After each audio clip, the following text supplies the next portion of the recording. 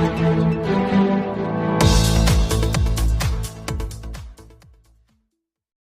के ईदगाह स्थित मशहूर ज़माना बुजुर्ग हज़रत शाह मुकम्मल साहब के आस्थाने पर पहुंचे राज्यसभा सांसद संजय सिंह। पेश की अकीदतों की चादर। इस मौके पर बड़ी तादाद में खानकाही निस्बत हज़रात भी मौजूद रहे। वे महफिल सीमा में भी सांसद संजय सिंह ने की शिरकत। हमारे बीच में आम आदमी पार्टी के राज्यसभा सांसद जो हजरत सैयदना शाह मुकम्मल साहब और सरजमीन मुरादाबाद से एक ऐसा ताल्लुक है जो शायद आपको ना मालूम हो, वो हमारे दरमियान मौजूद हैं। वो किसी सियासत के एतबार से नहीं आए, किसी मजलिस के एतबार से नहीं आए, वो सिर्फ बुजुर्गों की निस्बत के लिहाज से आए हैं। न ये उनका कोई सियासी प्रोग्राम है, न कोई सियासी मकसद है।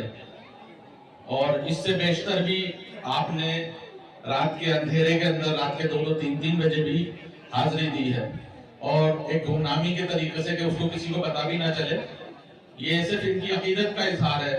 आपने इन्हें पार्लियामेंट में बोलते हुए सुना होगा। मैं ये चाहूंगा कि हजरत सैयदना शाह मुकम्मल साहब में जब यहाँ पर हैं तो आपको खिताब भी करें और कुछ चंद कलमात भी आपसे खिताब करते हुए। हजरत साहब मुकम्मल साहब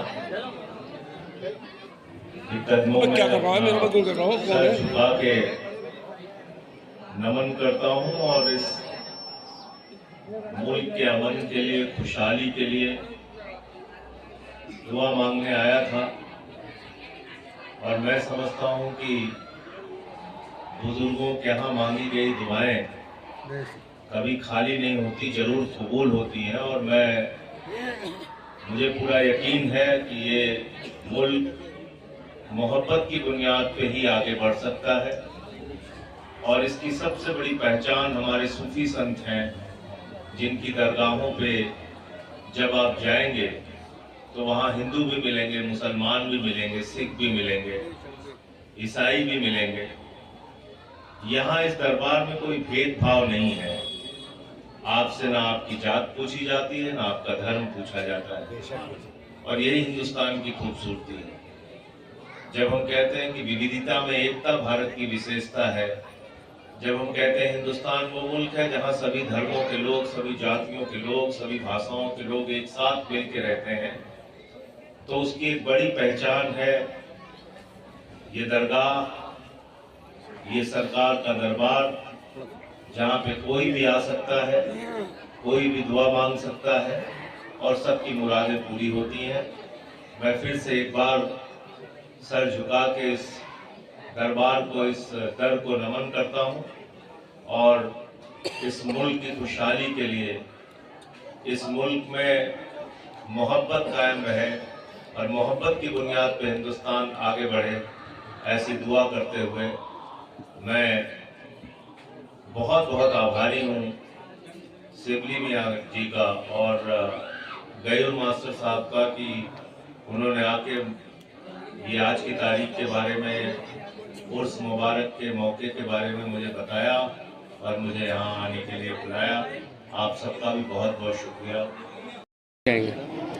देखिए, मैं समझता हूँ अपने दिल में मोहब्बत होनी चाहिए और बहुत अच्छा किया है प्रधानमंत्री जी ने चादर भेजी है।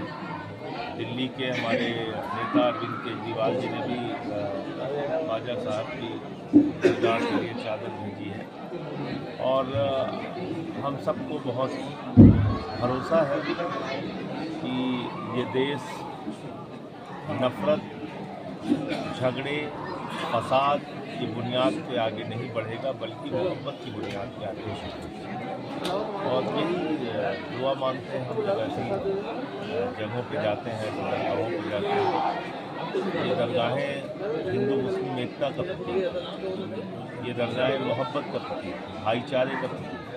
यहाँ किसी की जाति नहीं पूछी जाती, किसी का धर्म नहीं पूछा जाता और ये हिंदुस्तान की असली पहचान है। उसको मिटाने की कितनी भी कोशिश कोई कर ले, वो कामयाब होने वाला नहीं है। और जब तक हिंदुस्तान है तब तक हिंदुस्तान की धर्मनिरपेक्षता है, तब तक हमारा भाईचारा है। बीच बीच में छोटी मोटी कोशिशें होती रहेंगी, लेकिन वो कामयाब होगी। सर अभी सवाल ये है कि law and order Uttar Pradesh का कैसा है ये आप सब लोगों को बेहतर मालूम है।